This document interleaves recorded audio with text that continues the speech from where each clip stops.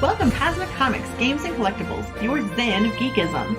We carry comics old and new, magazines, toys, games like Pokemon, Magic, D&D. Want Godzilla, Ultraman, Star Trek, Ninja Turtles, Funko Pops? You'll find it all here. Shop our Cosmic Sound Room and pick up a record or two. Enjoy our Comic Coffee Lounge with a cup of Sasquatch coffee or a delicious menu item while geeking out over a super cool movie on our big screen. Come by and say hello to Maui. Cosmic Comic, Games and Collectibles. Superman loves us, and so will you. Hi everyone, Daphne Lage here. Join Nita Lanning and me on the Ragin' to the Vlogs show, where we talk about everything, nothing, and all the bits in between. Looking for hour-long conversations about indie comics, social media marketing, and crowdfunding, with the occasional rant and story time? Head on over to the Ragin' 2 channel on YouTube, Mondays through Fridays at 11 a.m. Eastern to join in the chat. Hit the button.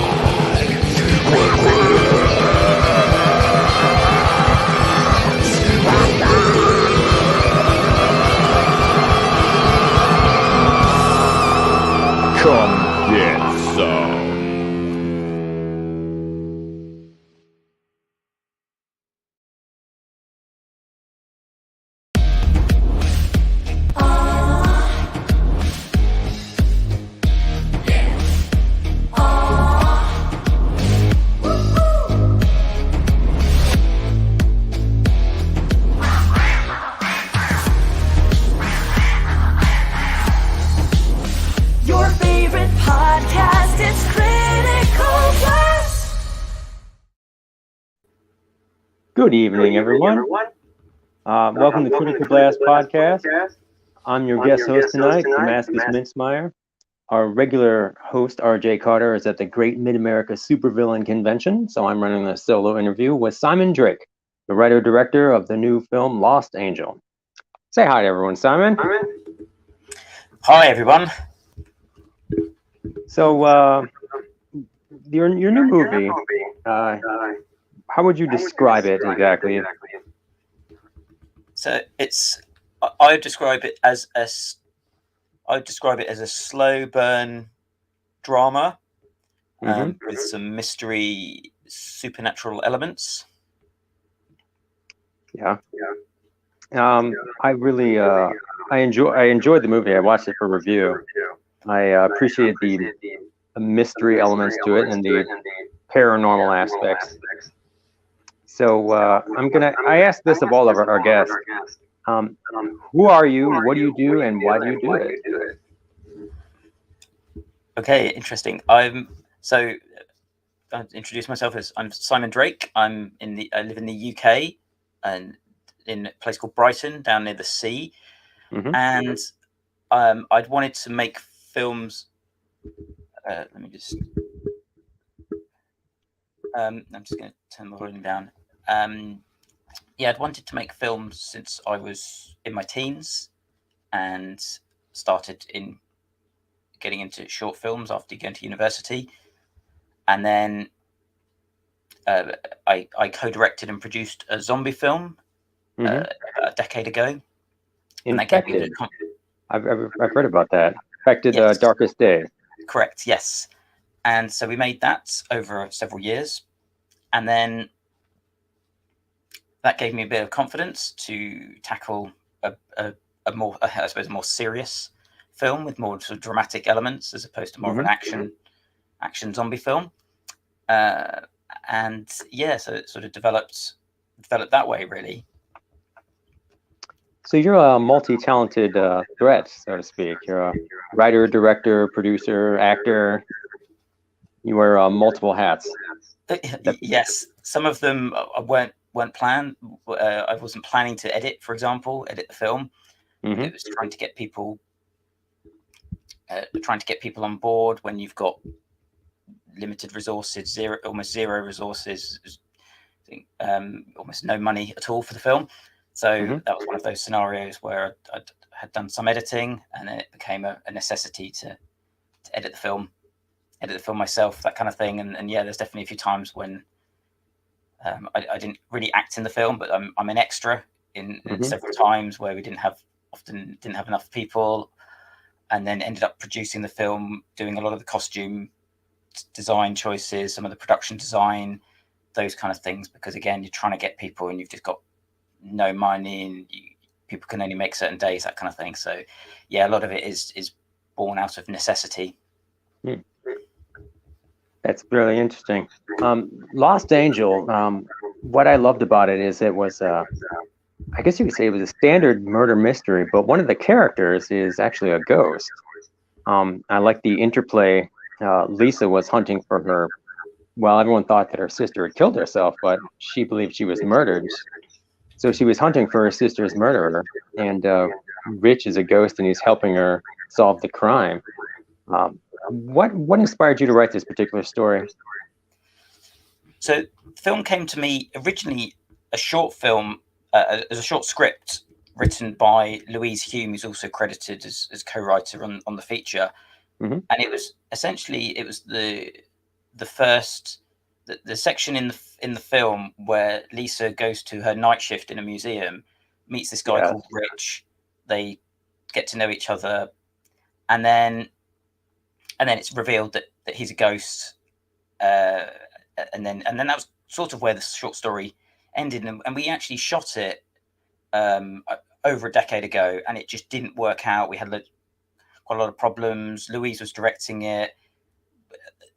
We had some complications. Certain crew members didn't really play ball with her vision.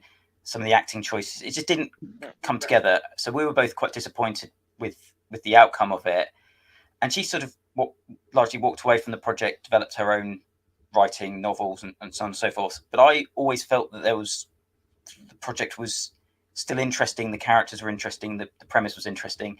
So I sort of, after we were making Darkest Days, Infected Darkest Day, this idea kept sort of permeating in the back of my mind. So I wanted to expand it as a feature, which I did with Louise as well. But I essentially took the premise and the characters of that short, expanded it, incorporated the sister mystery element, and developed the sort of, I suppose the conspiracy mystery element. So the characters and the supernatural element were there to start with as a framework, and then I brought on the sort of the thriller aspects, if you like, to incorporate my own take on it, and expanded the world as well. Expanded some of the characters that are in Lost Angel, the feature version, were characters that have maybe just been mentioned offhand in Louise's original short script.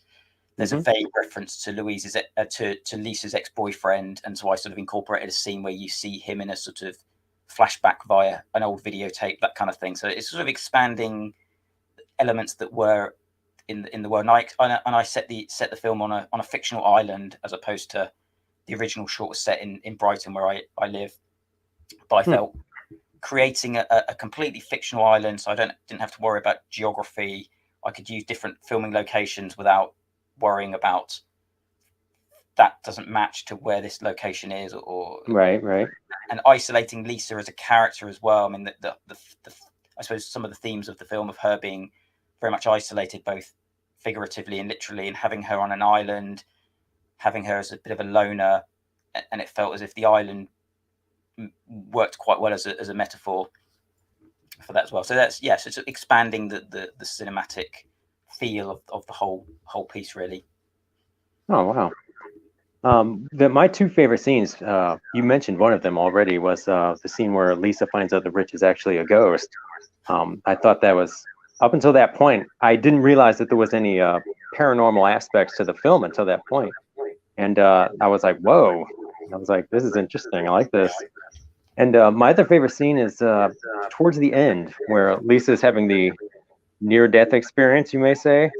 I won't give away the ending for the audience who hasn't seen it. But she has a near-death experience, and she actually gets to touch Rich for the first time. I like that. That was quite touching, actually. I like that. Very good. Oh, thank you very much. Yeah, I mean, I suppose both of those scenes, I suppose, are quite interesting for me from a directorial point of view, where I'm not really a supernatural. I suppose that's the interesting thing. The film, I was quite interested in making the film quite grounded and not, like you say, almost not making a big deal out of the supernatural, fantastical elements. That's they're true. in the film, but it's not. It's very natural. It's very natural. Yeah, I was quite inspired. There's some strange reference points, actually. I mean, some of Steven Spielberg is a good. Some of his early films where there is a sort of fantastical elements in very suburban environments. Even Jaws, there's obviously it's not supernatural, but it's a kind of larger than life kind of creature. In E.T. and Close Encounters, you've got these suburban characters dealing with more fantastical elements in quite a grounded way. So that was sort of a touchstone, really. And also, oddly, the first Rocky film of all things is taking these slightly larger than life scenarios, but it's all very ground level. Everything's filmed without much in the way of sort of crane moves or aerial shots. Everything's sort of quite street level, and there's lots of sort of walking and talking shots with Rich and Lisa walking around the street. I can see that. I noticed that now you pointed out. Yeah, because there was at one point people sort of say, "Oh, is it worth getting a drone? Is it worth doing crane shots, that kind of thing, to boost the production value?" And it just felt it wouldn't have fitted the sort of verisimilitude of the grounded world. I mean, even the fact, I don't want to go too much off topic, but even the fact that I chose Lisa's surname, as Lisa's the main character and her surname is Hill, so you've got an earthy surname, and she wears a lot of autumnal color. Her color palette is very autumnal. Dark green jacket, dark brown bag, grey hoodie. It's kind of very autumnal color palette. Whereas the fantastical element, which you've got incorporated through her sister, is all pinks and bright, vibrant colors. For this character, it's not there. So the fantastical elements and Rich is sort of symbolized by blue colors. So I suppose that for me was a way of making the Lisa protagonist very down to earth, very grounded, whilst you've got this sort of supernatural, dare I say it, as a bit of a spiritual element, because as you say, there is a sort of going into some sort of dream state, afterlife, life flashing before your eyes, and for me, I was quite wary of doing that and going too far out with some of those concepts. I was kind of, I suppose, very conscientious of keeping that grounded. So like you say, you've got almost the first 20 minutes of the film, it's quite slow moving and it feels more of a drama, and then you incorporate the supernatural, not really a twist because it happens quite early on in the film, but the story point transition from Rich actually turning out to be a ghost after all. And then it's not made that big of a deal. Obviously Lisa reacts appropriately as you would in a strange way, but also she's dealing with her own sense of death and grief. So it is almost so once you sort of get over the quote unquote ghost element, it's not really a ghost film. and Rich as a ghost he's quite passive in a lot of ways. He's kind of almost so this ghost spiritual elements are sort of in the peripherals, and it's the sort of the sister story through line is what keeps the narrative going. So yeah, so I suppose that was kind of my my take on it, and yeah, being very careful of how I approach then when you do get into those slightly more larger than life fantastical scenarios as the film progresses. Yeah, easing the audience into that in a more down to earth, grounded style. What genre would you actually say Lost Angel falls into? It's not really a horror film. I mean, there's thriller, there's mystery, there's paranormal, drama.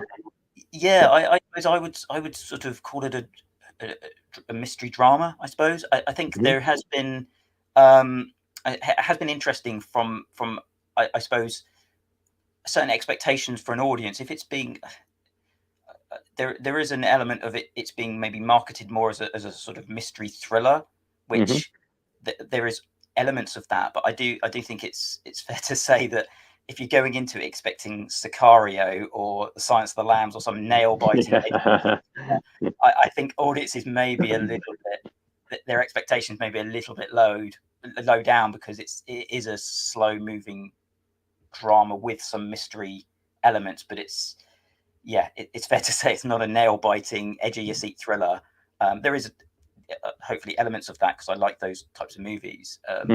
But yeah, so I would probably say a mystery drama with supernatural elements. That sounds about right. I always at the end of my review, I was like, this would make a really good like weekly TV series. I think, and you could team up Lisa and Rich, and they could be solving murders and crimes. It would be a quite charming show. I think you could get a lot of mileage out of these two characters, I think. Oh, thank you. Yeah, well, yeah, that's it's really an interesting thought about where you could potentially go with it. That's it's interesting. The casting I thought was perfect. I was really impressed with Sasha Harmon's performance. She really went through a lot in this movie. She was in almost like every scene. And what drew you to her during casting? So yeah, that was. I mean, she was pretty much as you mentioned. She is in every scene of the film, and I was very conscious of that going into the film.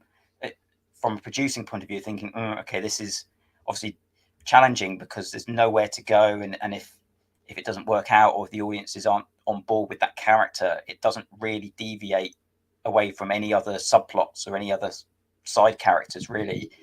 So you are with her through that story, and so as you can imagine, she was the first person that I cast, really, and I suppose I had certain visual elements that I kind of wanted in terms of like I mentioned before, the costume choices and some of those things, and I just wanted to, I suppose it's about an actor that you can kind of work with as well, that they've got the collaboration can work, and actors bringing things to the table. I always really appreciate. I'm quite an open director in that regard. I like to bring things to the table. I'm not super dictatorial about the finite balance of has to be within these parameters. I do appreciate, and some of the best scenes in the film, certainly in the early days when we were kind of almost working out the characters, and she was finding her way with the character as well. It was when she was bringing things to the mix. She was suggesting different approaches. There was a couple of scenes in the early few days of shooting, because we shot it over quite a long period on and off, just because of the low budget nature. We had to film in a week block, 2 week block, and then take a break for a few months, and that kind of thing. So it wasn't easy for her as well. But the first sort of block of filming, the first few days, we were obviously finding our feet, and I think it was building up the trust where she felt that there was a point where I had a particular approach to a scene, and she kind of came forward and said, wouldn't it be better if we did this instead, and sort of had that moment of me thinking, actually, yeah, that's so much better than what I'd originally planned. And then she felt a bit more comfortable to be able to bring things to me, and me actually listening. And obviously we didn't always wasn't always I go with her idea or she goes with my idea, but having that dialogue, and then it really felt as if that was a sea change in terms of her then bringing a different energy to the scene, because it was then she had an emotional approach to how she was going to play it, for example. And then she started suggesting certain locations that I ended up using that she spotted. There's a scene where they're overlooking a lake at the scene of where her sister died. And that was the location that she found and went, oh, I think this would be really good for this particular scene. And then one of the days we filmed in there, it was all very misty and had a supernatural visual to it as well. So that really worked. She suggested a couple of actors that ended up being cast, that kind of. So it was a very, once we sort of found our rhythm with it, it was a really great collaboration. And she was really gung ho, and it wasn't an easy shoot at times. I mean, both as you can see from the film, there's certain physical challenges that she had to go through. We're filming in the cold, filming in the rain, filming in some difficult locations, and often we had so little time because of the low budget. That was difficult for me as well. I would have preferred maybe a bit more rehearsal, not to go through the lines to drain the energy out of them, just to be able to have a bit more time to work with her and Finn, who played the ghost. And so sometimes we'd just get to a location where you would only have half a day, and it was just have to hit the ground running. And there was times when the cameraman and her were filming scenes whilst I was packing up the equipment in the background because we were getting kicked out of the location, that kind of thing. So, she was really gung ho and really committed. That's the biggest thing as well. Obviously, I was really impressed with her performance level, but also her commitment to bringing things to the table. I've got a lot of time for her, and like you say, the whole film hangs on her shoulders. And if I'd have got halfway through the film and either she'd have kind of gone, I'm not enjoying this, or looking at the footage, or people just not responding to that character, obviously the whole film would have collapsed on itself. But we worked closely on lots of scenes. Lots of scenes got cut, lots of scenes got reshuffled in the edit, that kind of thing. So we were kind of constantly working on really trying to make it as engaging for an audience as well with that character. So you've mentioned as being an indie creator and an indie filmmaker, money and financing is always a problem. Scheduling is always a problem. What are some obstacles that you encountered on set that required like some creative finesse to solve, so to speak? Oh yeah, well, there's almost every scene I think was it's incredible how much you can create in the edit as well. But also some of the tricks that we learned very, very quickly. Again, when you've got very little time, it's amazing what you can get in terms. So how can I explain this? What you can get if you've got very limited time in, say, a good location, and I was quite pleased with the fact that I managed to get a lot of varied locations in the film. That was a big component for me of if people are maybe not as engaged in the story, or if it's slow, or because we've got Lisa for the whole film, if there's a lot of different visual variety in almost every scene goes to a different location. You've got a power station, a police station, a church, on a cargo boat, in a museum, that kind of thing. So it's trying to make it have a certain visual backdrop that has a lot of variety. But there's often times when we only had those locations for a very short amount of time. So what we got into the habit of, not always, because I think it's important to get everything on the day you're filming, but me and my cinematographer, a guy called Dan Rickard, who I made the zombie film with as well, we got very good at knowing what we could get away with in close-ups at a separate place. So, for example, if we're in a museum or some impressive location, a power station or an incinerator plant or something, get all the wide shots, get all the scenes, and if we are running out of time, getting as much as we can in that location where you see the location more. And then if we have to, worst case scenario, we can cheat close-ups of people in a different location to make it look as if it's the same space, if you know what I mean. So we did quite a lot of that, where there's sometimes where people close-ups. There's sometimes of close-ups of say Sasha or other people where she's in the museum and then it's a close-up scene and it's filmed in a different environment, maybe a month later, where we could be a bit more controlled with getting more coverage of that scene in a different place. Not always, but there was definitely times where we didn't get everything on the day, but we got the main bulk of the larger backdrop. So that was a really good tip for sort of low budget filmmakers, is get as much coverage as you can in the wide space. And if you're running out of time, don't worry about getting all the close-ups that you're only going to see an out of focus background of a hand, for example, holding a note. Don't worry about getting those. You know, you can control those things close, I suppose, closer to home. And so we did a lot of those tricks to just help with the time aspects of it, and cheating certain things like that at a different time. But also you can create that. You can sort of, and because I was editing the film, I'd sort of be able to get home, edit a scene, and actually go, okay, we maybe needed a couple of extra close-ups here. If we can get the actors back and have a backdrop that is close enough that the audience isn't going to get taken out of the film, we can add more content to that scene. So we did that a number of times. What was something that you would say would be like a funny anecdote or a funny memory you have from filming, like something that just amused you? I mean, there's lots of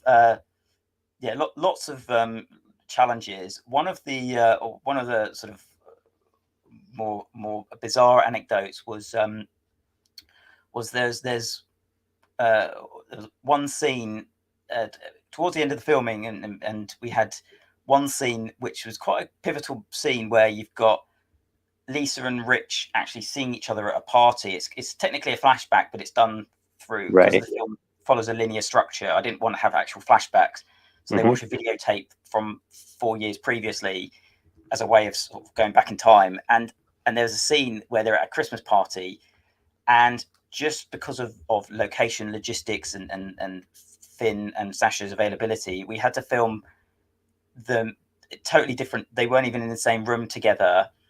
And so what I had to do is set up a Christmas party on the hottest day of the year in the UK, getting everybody in Christmas jumpers, filming one half of the party, and then a month later, and then typically it was another hot evening, getting a whole bunch of new extras back, who weren't going to look like the same extras that we'd had a month before, also dressed in Christmas jumpers and Christmas hats, decorate this basement of a pub with Christmas decorations, and then do a lot of whip panning. So I'm whip panning from left to right when I filmed with Sasha, and then whip panning from right to left when I'm filming with Finn a month later, and then blending them together in the edit, so it looks as if it's one continuous shot panning across a really busy party that they were never actually in the same scene together at all.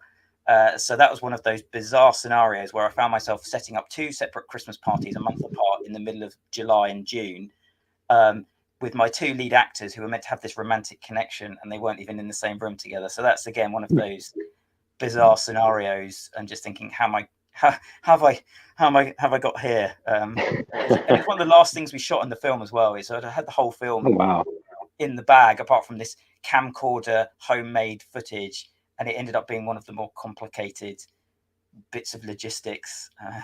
But it got done, and hopefully no one notices that those two actors weren't even in the same room at the same time. You did a very good job, because I had no idea. It was very seamless. So what would you say is your favorite part of the filmmaking process overall? When I first started, I didn't think. I was a bit intimidated by working with a lot of actors, and there are a lot of different actors in the film. I kind of, for better or for worse, I wrote a script with Lisa as the main protagonist, but she encounters lots of different people along the way. Right. And at first, I was a bit intimidated by working with lots of different actors, because I'd co-directed Infected Darkest Day, which is essentially a zombie film made by a bunch of our friends over a bunch of weekends. So you're not really working with sort of professional actors. And then all of a sudden I'm working on this drama, but around very sensitive topics around depression, loneliness, suicide, addiction, that kind of thing. working with the best actors I could get in my local area. And I was quite intimidated by working, I suppose, getting that language of how a director interacts and communicates with actors.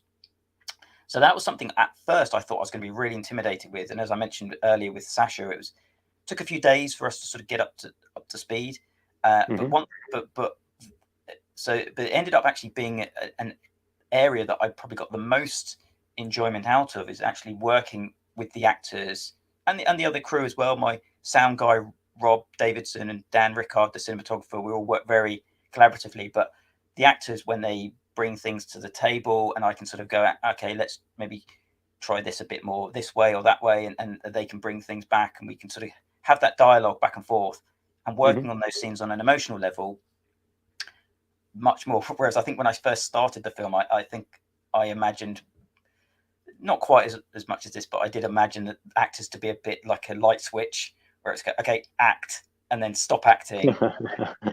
And obviously it doesn't, human beings don't work like that on an emotional level. So it was finding that communication, and obviously each actor was totally different, had their own different approach, and finding actors quite and enjoying that push and pull. Not that I ever argue with actors or anything like that, but sometimes when they would challenge me as well, not being afraid to sort of go, well, why am I saying it like this as opposed to like this, or why am I doing this as opposed to that, and it then makes me have to give them an answer as opposed to having a very wishy-washy approach to, oh well, let's just try whatever.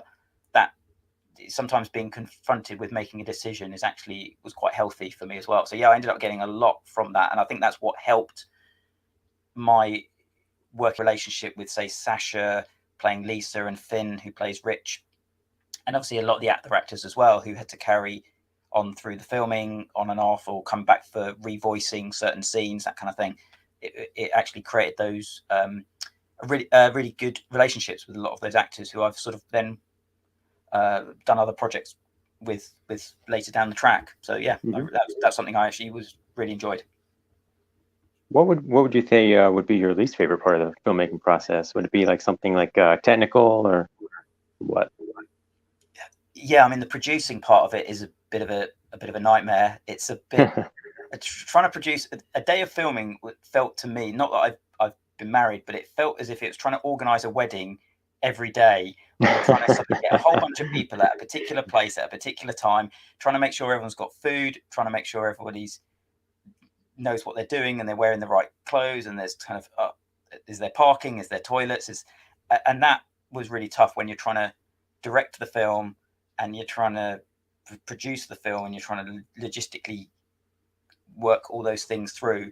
And sometimes I could feel the director part of me getting further and further down the list, where it sometimes about 2% directing and 98% just organizing, and that was really tough. And then another part that I did find a really tough drop off, where I'd had this very creative experience on and off for the shooting, working closely with the actors, working closely with some of my crew members, and then all of a sudden the filming was wrapped, and then I was just left on my own, where people just went off on their own for their own projects or moved on to other things, and I was suddenly left with hours of footage on my own, and because I didn't have an editor, it's kind of okay, I guess it's up to me to start trying to make sense of this stuff. And that was suddenly, then there wasn't as many people to work collaboratively, so that was quite kind of tough all of a sudden to suddenly start trying to make sense of that. But then taking time with the edit, not rushing that, and actually getting feedback, I think it's important to get, which is why it's been really great to sort of chat to you.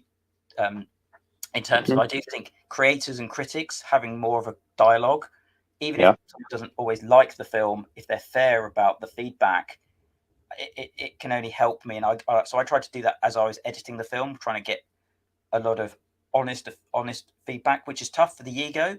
You do things, and I'm thinking, oh, I'm the new Christopher Nolan, I'm a genius, and then someone comes in and goes, I don't really get that, or what why is that happening, or is it? And suddenly it is tough to hear those things, but it's also important because I tried to do as best as I could to make the story elements as clear as possible, or certain plot points or certain pacing issues. And it is a slow film, but those kind of things to try to take into account. I think it is good, and it's sometimes fun to have those conversations as well, because there's elements of the film that I'm also not deluded about. I know the budget limitations and that kind of thing. So yeah, so that was something that was tough, but it also ultimately worthwhile, really. So you're talking about budget limitations. Lost Angel is a very small personal film, which is what gives it its charm. But what kind of film would you make if a major Hollywood studio dropped $200 million in your lap and told you to run with it? I'm a big fan of action movies. I mean, so if it was kind of Point Break, well, I'm not going to say a Point Break remake, sacrilege, but and obviously they did a Point Break remake and it wasn't that good. But I don't know, a sort of I like those sort of action movies, but also that have some other elements to them as well, not just an action film. I don't know. The first Terminator is one of my favorite films, and I love that movie. And obviously there is, there is actually some subtle nods actually in Lost Angel. There is some actual that there's a police officer that's got the same name as one of the cops in Terminator 1, and the sort of Sarah Connor character arc where she goes from dowdy, and again, and that's a good example of that sort of reality based super hyper real world that James Cameron did in that first film, where it's quite grounded and down to earth, but you've obviously got time traveling robots and you've got fantastical elements, but you've got a waitress going on this character arc very effectively, I think. So those types of things I think are terrific, really. The sort of action films. I love sort of, again, thrillery type things. Something like Silence of the Lambs is one of my favorite films, and again, there's probably some influences that you could see there. So I like a lot of that sort of American popularist films that still have a directorial stamp on them, but they still have a certain mainstream appeal. Something like Seven, or something like Silence of the Lambs, as I mentioned. So yeah, I guess something within that sort of super psychological thriller / action world. I love a foot chase. I mean, filming a foot chase, I'd be obviously, again, Point Break kind of has one of the best foot chases in films for me, but something that has action elements as well. Yeah, so that would probably be one of my preferred genres. So if you could actually remake any film, from just any film from the past 100 years or so, what would it be, and how would you put your own personal stamp on it? Oh, wow.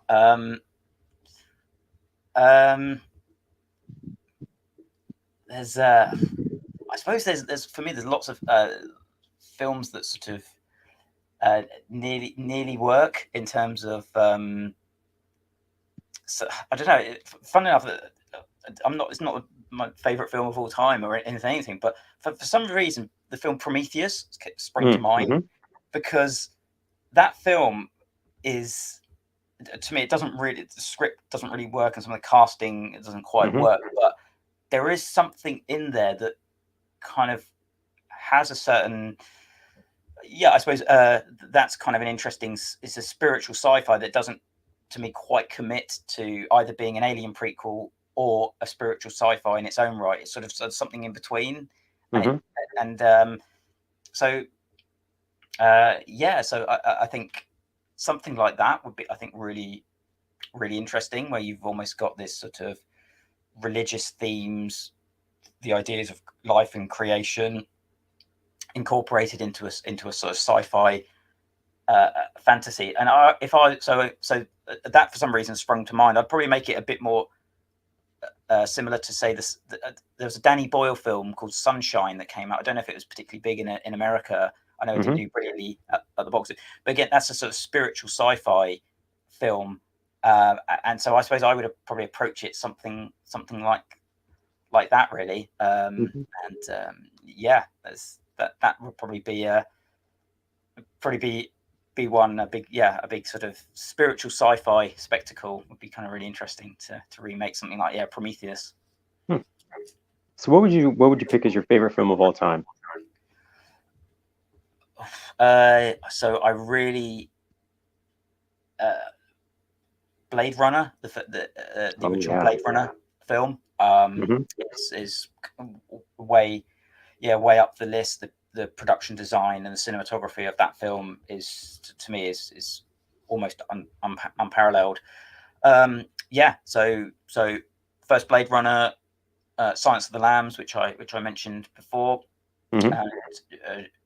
Jurassic Park, probably three of my favorite films. Yeah, I love all those. Let's see. Who would be your favorite director of all time? Like, what directors did you idolize as a novice? I suppose as a child of the VHS era, Steven Spielberg was a big part of my upbringing in terms of watching. You really couldn't get away from him in the VHS era. He had his fingerprints on everything. George Lucas, I'm sure, kind of put a lot of filmmakers' careers on the path that they had. So Steven Spielberg, especially his sort of 70s to sort of 90s run of almost even the arguably less successful films, I think, are still quite interesting.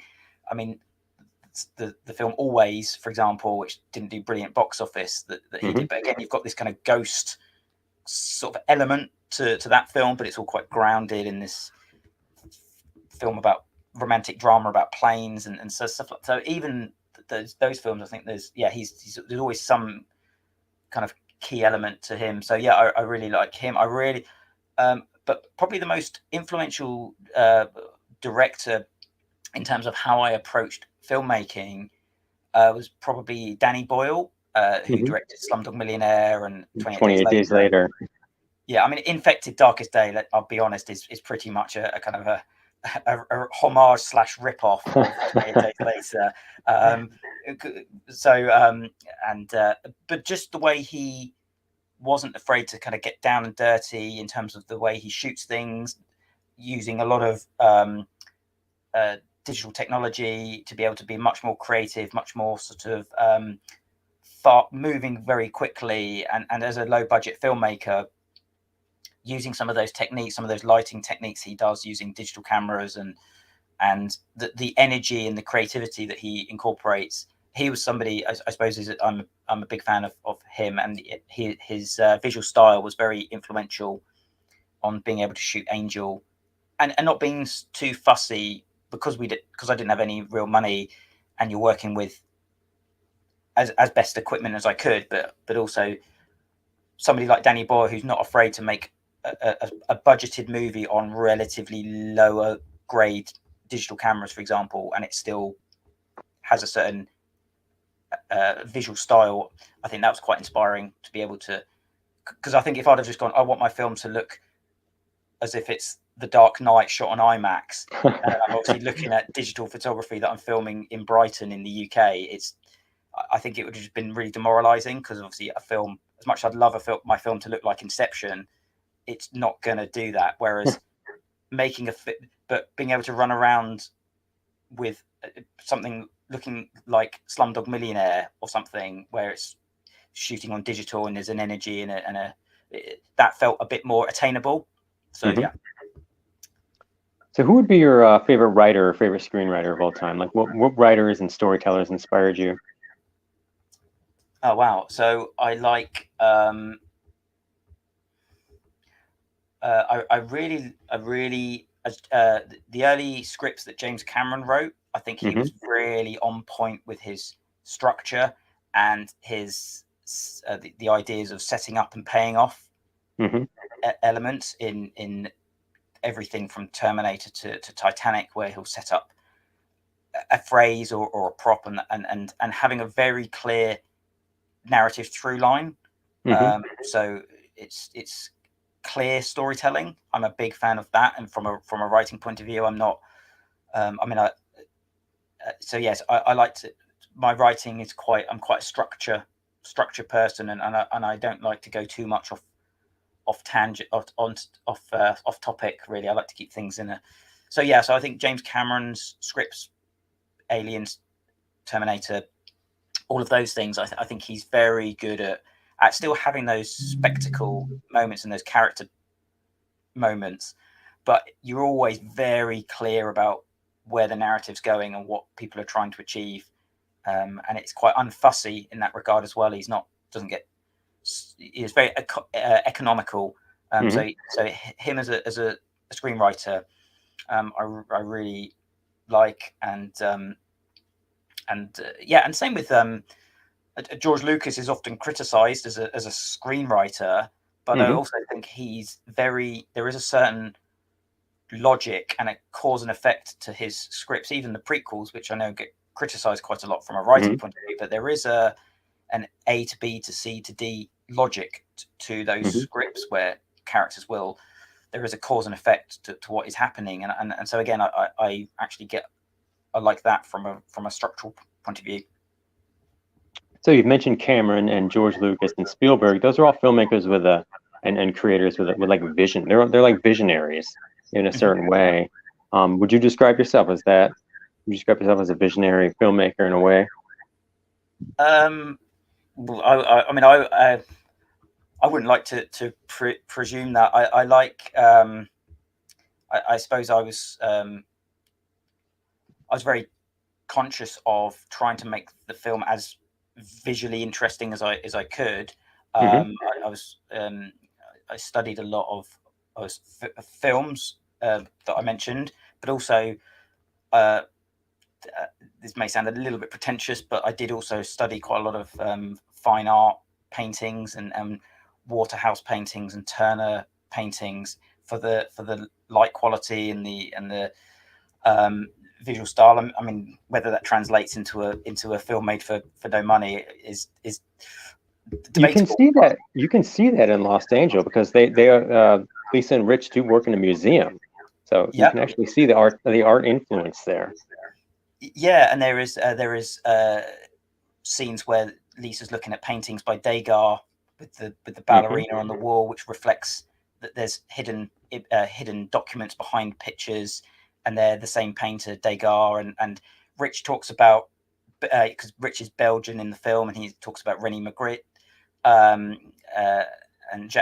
so these sort of painters as well. So I did as best I could try to approach each of the scenes.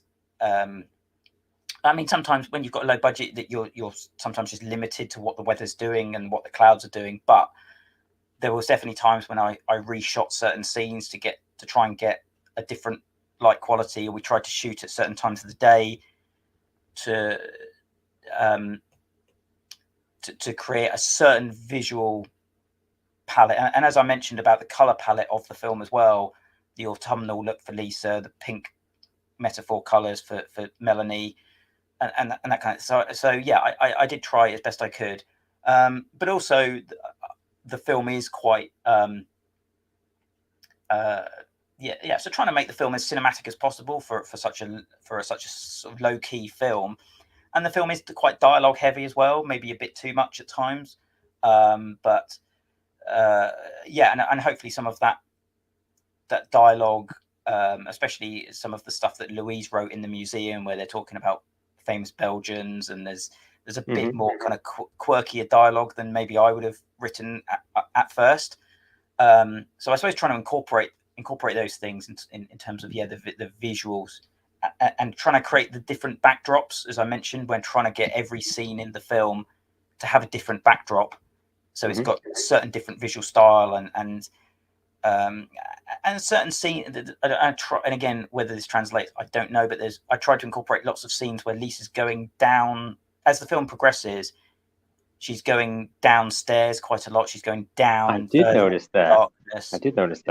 Oh, brilliant. Okay, well, that's and so those were things that I tried to be as aware of as possible. You can't always. I mean, sometimes you try and have to make things a certain elements abstract for an audience because it's as much what the audience obviously bring to a film. But yeah, I did try to at least create a certain visual language, a certain cinematic visual language, even on a small low budget film, to try and think about some of those, how to visually create a sense that she's getting further and further, darker and darker into a deeper trouble, really. So sort of creating some of those visuals. So you've mentioned art. What about music? Or do you have any great musical influences? What kind of music do you like? Oh wow, I'm such a big. I mean, I'm a really big music fan. I can't play a note. I'm completely tone deaf. I can't even look at a guitar, let alone play one. But I love music, and it was a huge factor for the film, and especially you've got a film that's quite delicate in terms of tonally. You've got some scenes that may be a little bit quirky, and then you've got obviously scenes that deal with really serious subject matters and certain supernatural elements and certain thriller elements. So and so I had certain playlists in mind. Not that I could ever afford to get the rights for certain songs and that kind of thing, because I haven't got a Tarantino music budget, that's for sure. But there were certain songs that helped me create a mood, and I would sometimes play them for the actors to sort of create a certain headspace. And I listened to a lot of film soundtracks when I was editing the film, but I didn't edit to music. For me, that's a big danger, because if I'm editing to a piece of music that doesn't belong to me, then any editor I get is going to be sort of limited to. I'm cutting a scene to a piece of music which I can't use. So what I tried to do is edit the scene without any music, and then find music that created a certain atmosphere for then the composer to work with, really, as a base point, but also not to completely influence them, because I don't want them to just copy Hans Zimmer, because obviously that's kind of going to sound ridiculous. Or and Dan Millage, who did the soundtrack, I think did an incredible job. And again, it wasn't an easy project. But before I met Dan, I'd actually gone through 3 different composers that just didn't work out for whatever reason. And I don't want to come across as I'm really super dictatorial or anything, but there was just some just couldn't quite get handle on the film, or one I had to let go because it just wasn't working out, and somebody stepped away from the project because they just couldn't quite make it work for them. So Dan was actually the fourth, but to be honest, by that point I was getting a little bit worried that am I ever going to find anybody that's going to be able to deliver what I think this film needs. And we spent a long time. I think we spent about 6 to 8 months before I even accepted anything that he delivered. Not because it wasn't good, but you're trying to find something very tactile and very tonally tricky to get right. And I really wanted a leitmotif for the Melanie character, because the Melanie character you don't see in the film, but she's this big, important emotional presence in the film, even though you don't see her. And that was a very deliberate choice. So how do you anchor Lisa caring about this character that the audience doesn't see for the whole film? And obviously that's a big ask for an audience as well, to sort of care about a character who's not there at all. So again, trying to find a leitmotif in the music, and trying to find the music itself to resonate with those things, wasn't easy. But once we sort of found our way into the music together, and as I mentioned, I had some temp score ideas as well from other films to give him a bit of a framework, but not to completely influence him, because you don't want to just copy what other scores have done. So that was that's something really important, and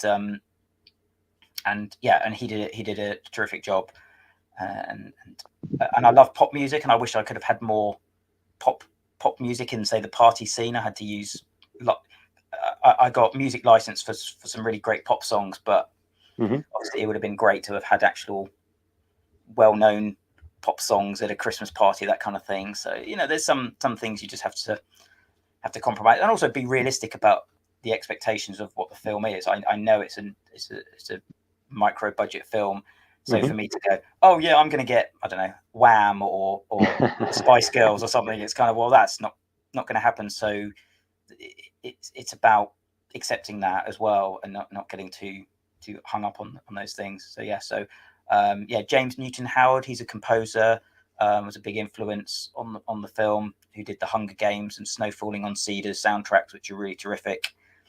So there's a whole myriad of other composers and musicians as well. All right, lightning round of just some nerd questions. Okay. Favorite food? I'm granola and banana. Favorite junk food? I'm going to say chocolate. All right. If Hollywood made a biopic movie of your life, who would play Simon Drake? Oh, can they be? Do they have to be alive, or can it be? Anyone, just what the hell? Why not? Okay. I'm going to say Buster Keaton, because I'm pretty clumsy. Oh, wow. That's an interesting answer. Okay. Most hated film of all time?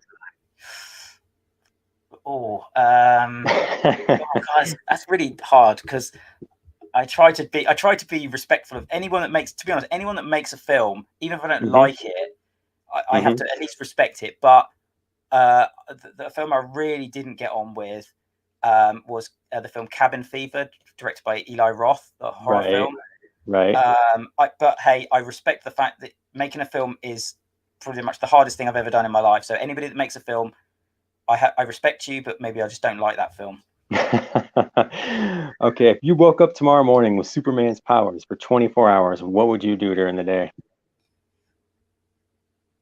Oh, I would fly around the world and try and visit as many cities as I could in those 24 hours, because I'm not very adventurous. I used to travel quite a lot, and then in the last sort of decade or so, and obviously the last couple of years, I've become a bit less adventurous about traveling outside of the UK. So yeah, I would use his flying skills to be a bit more confident to go and visit weird and wonderful places. All right. Well, you're a Terminator fan, so which one do you like better, T1 or T2? I'm all about T1, actually. To me, Arnold is a bad guy, and the sort of stripped down horror elements that are in the first film. The second one's a brilliant action film, but the first one to me is more of a sci-fi horror. It's almost like a slasher film if you think about it. The structure of it. Halloween with a robot. I prefer Sarah Connor's character arc in the first film. She's great in the second one, being badass and stuff, but I really like the character arc from dowdy waitress to mother of the future by the end, and the fact that Carl Reese, spoilers, isn't around by the end of the film. Spoilers for a film from 1984. But yeah, and so the fact that she has to, and again, the kind of Lisa Hill element, where she's kind of left to her own devices by the end of the film and having to dig deep and overcome the obstacles, again was a big influence. So yeah, T1. So what's on the horizon next for Simon Drake? So I mean, I haven't really got any in terms of film projects. I haven't got any burning desire to direct a film straight away. I don't feel that there's a story that I really need to get out, and because films take a lot of time, a lot of effort, a lot of passion, a lot of energy, and to me it really took its toll making this film over quite a number of years, and the subject matter and that kind of thing. So I would like to do more editing. I having edited a couple of feature films now, I would really enjoy editing another film, maybe that I didn't have much involvement in the production of. I'm actually doing some drama classes at the moment, which helped my directing from before, when I mentioned about having a bit of an insecurity around working with actors. Doing some drama classes. I have no intention of being an actor, but just to help with my confidence and a bit of the sort of anxiety, and just to get out after the last couple of years, getting a bit back into doing some creative activities. So that's actually been really, really enjoyable. And then, so that's kind of where I'm at the moment. I'd love to get involved in another film. Dan Rickard, who I mentioned before, who I made Infected Darkest Day with, and he shot Angel. He's talking about maybe making another feature film. So if he did, I'd maybe be interesting to get involved in that. But yeah, I'm quite happy at the moment.